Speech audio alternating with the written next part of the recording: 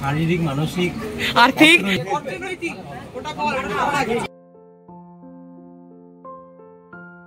Hello and welcome to the last vlog of this wedding series, that is reception vlog বা বৌভাত vlog।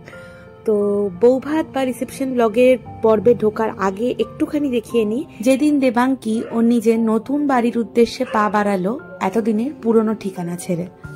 বাসি বিয়ে শেষ করার পরেই ছোটবাবু আর দেবাঙ্কি চলে গিয়েছিল দেবাঙ্কির বাড়িতে, আর অনিমেষও গিয়েছিল। তারপর ওখানেই ওরা ছিল।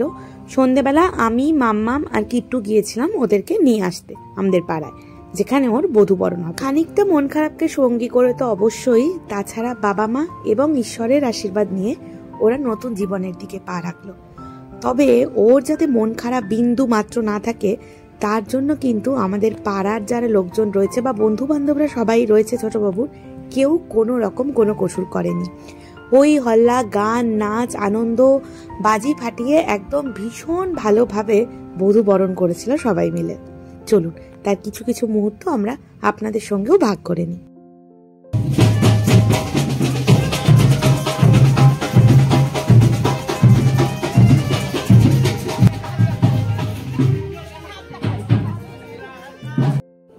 মাদের তো একদিকে আলাদাই আনন্দ, আর এই ছেলের দলের এদিকে আলাদাই ফুর্তি। বাজি তুবড়ি ফাটিয়ে সে একাকার কাণ্ড। ততক্ষণ ওদিকে শুরু হয়ে গেছে নতুন বর বউকে বরণ করার পালাও।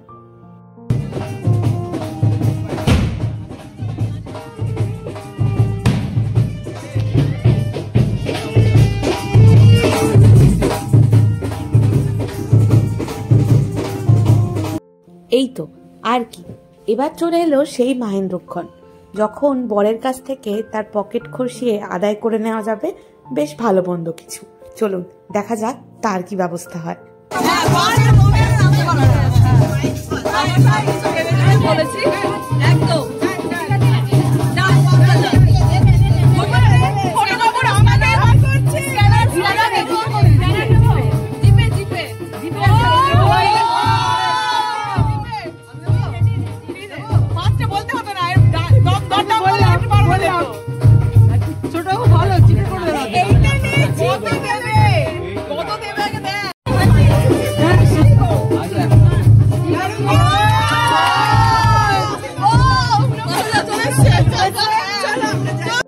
পাত্র কিন্তু আমাদের বড়ই ভালো, একবার বলাতেই 5,000 টাকা সুন্দর জিপে করে দিয়েছে।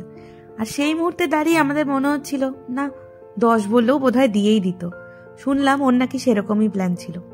আমাদেরই হাতছাড়া হয়ে গেল বাকি টাকাটা। ব্যাস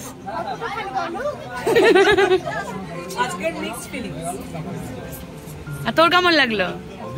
হ্যাঁ, পরের বছর কি অ্যানিভার্সারি দিন আরেকবার এরকম করে বিয়ে করবি? হয়ে গেছে তো, ডান এন্ড ডাস্টেড। তুমি করবে নাকি আরেকবার এরকম করে? শারীরিক, মানসিক, আর্থিক, আর্থিক,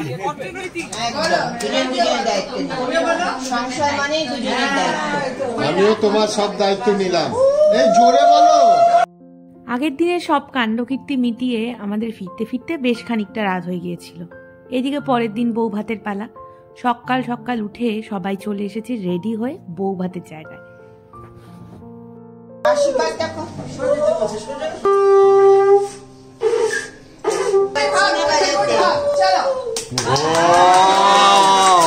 দারুণ দারুণ।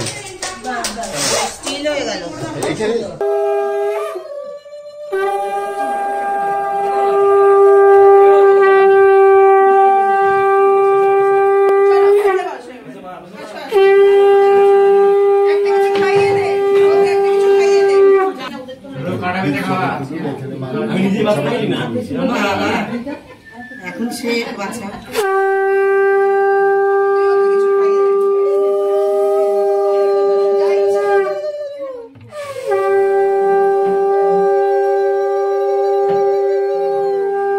ব্যাস, দুজন দুজনের দায়িত্ব নিয়ে নিয়েছে। বর বউকে খাইয়ে দিয়েছে, বউও বরকে খাইয়ে দিয়েছে।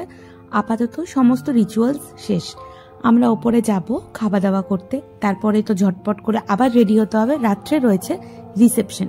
কিন্তু তার আগে ছবি তোলাতুলি গল্প এগুলো কি করে বাদ দেওয়া যায় বলুন? তো সেসব তো চলতেই থাকবে। আচ্ছা, দেবাঙ্কি খাক, তারপরে ওকে নিয়ে চলে যাওয়া হবে মেকআপ আর্টিস্টের কাছে। ততক্ষণ চলুন আমিও একটু ঘুরে দেখাই আশেপাশে কি হচ্ছে।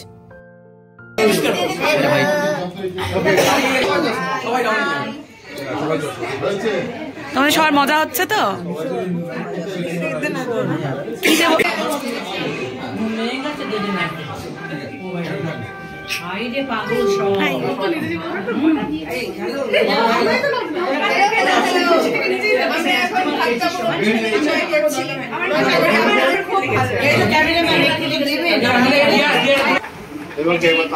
মুখে দিয়ে বল, দারুণ হয়েছে বল।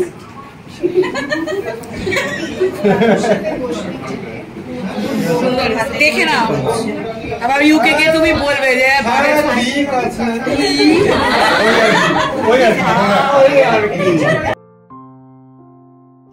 এতদিনের ভ্লগ দেখে তো আপনারা জেনেই গেছেন সবাই এক একজন এক এক রকম পাগল।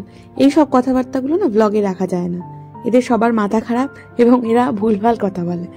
যাই হোক, সবাই আমরা ভীষণ ভীষণ আনন্দ করেছি গোটা দিন, এত দিন ধরে। আমাদের শুধু মনে হচ্ছে ইস, আজকে রাতটুকু হলেই বিয়ে বিয়ে বিয়ে বিয়ে বিয়ে অনুষ্ঠান শেষ, ঠিক একদম দুর্গাপুজোর মতো। এই যে দুর্গাপুজো আসছে আসছে আসছে আসছে, এটাই যেন ভালো, আসলেই হুশ করে চলে যায়, ঠিক এই বিয়েটার মতো। যাই হোক, চলুন, এখানে সবাই বড়রা গল্প টল্প করছে, ওরাও ভালোই ছবি টবি তুললো, আরও তুলবে বলেছে। সেসবের দায়িত্ব বিভিন্ন লোকের মধ্যে ভাগ করে দেওয়া হচ্ছে। আর দেখি, চলুন ভেতরে যাওয়া যাক কে কি করছে। এদিকে হচ্ছে ছোটবাবুর দাদা, দিদি, জামাইবাবু সবাই এখানে বসে আছে। আর এখানে হচ্ছে বাকি লোকজন, আমাদের বন্ধু টন্ধুরাও রয়েছে, তারা নিজেদের মধ্যে বিভিন্ন বিষয় নিয়ে আলাপ আলোচনা করছে। এই কদিন ওরা কি কি করেছে সেসব কিছু ওদের মানে যেমন যেমন ওরা প্ল্যান করেছিল তেমন তেমন এক্সিকিউশন হয়েছে কিনা সেসব কিছু নিয়ে এখন গম্ভীর আলোচনা চলছে। আর এই যে এখানে আমি সকাল থেকে রেডি হওয়ার সময় পাইনি, একটা জামা কাপড় নর্মাল পরেই চলে এসেছি বৌভাতের অনুষ্ঠান দেখতে। আর এই যে এখন সমস্ত জিনিসপত্র গুছিয়ে ছোটবাবু যাচ্ছে দেবাঙ্কিকে পৌঁছে দিতে মেকআপ আর্টিস্টের কাছে। আর ওর সঙ্গে নীলোৎপল দাও রয়েছে, আর রয়েছে মধুরিমাদি, ওরা ওদেরকে ছেড়ে দিয়ে চলে যাবে।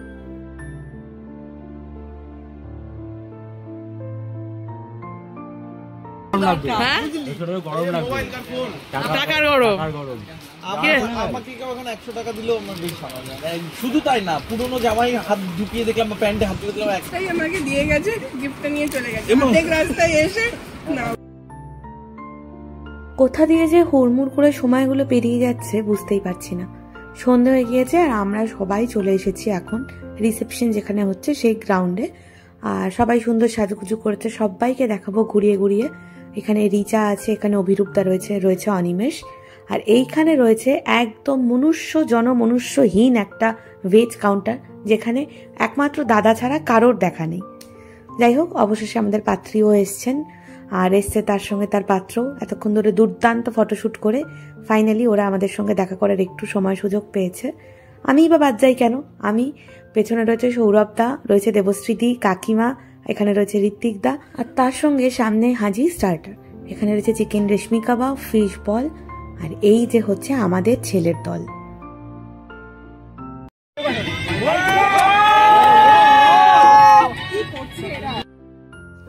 সবার সঙ্গে দেখা করতে গল্প করতে করতে এতটা সময় কোথা দিয়ে পেরিয়ে গেছে আমরা বুঝতেই পারিনি। চলে এসেছি আমরা ডিনার করতে। মেনু কার্ডের ছবি তো আপনাদের সঙ্গে ভাগ করে নিলামই, তবু একবার বলে রাখি খাবারগুলো দুর্দান্ত ভালো ছিল। সে ফিশ ফ্রাই হোক কি ভেটকি পাতুরি, পোলাও হোক কি মাটন কি মিষ্টি, সব কিছু অপূর্ব। চলুন এবার আপনাদের সঙ্গে কয়েকটা ছবি ভাগ করে নিই। আমার বাড়ির লোকজনের, আমার বন্ধুদের, ছোটবাবু, তার পরিবারের কিছু মানুষের, আমার ভাই, সবার সাথে বিভিন্ন মুহূর্তে আমরা বিভিন্ন ছবি তুলেছি, আর যার প্রত্যেকটা ছবি আমার কাছে ভীষণ ভীষণ স্পেশাল। এতজন মানুষ আমরা একসঙ্গে এতদিন পর হলাম, আবার কবে হব হয়তো ঠিক নেই। তাই জন্য এই মুহূর্তগুলো ধরা থাকলো এখানে এই পাতায়। যখনই সময় হবে হয়তো আমরাও খুলে খুলে দেখতে পারবো সেই মুহূর্তগুলোকে, ছুতে পারবো সেই সময়গুলোকে। আজকে শেষ হলো আমাদের এই বিয়ের ব্লগ সিরিজটা। কেমন লাগলো আমাদের অবশ্যই জানাবেন। আর সবাই খুব ভালো থাকুন, সুস্থ থাকুন, আনন্দে থাকুন। দেখা হবে খুব শিগগির নেক্সট কোনো একটা ব্লগে।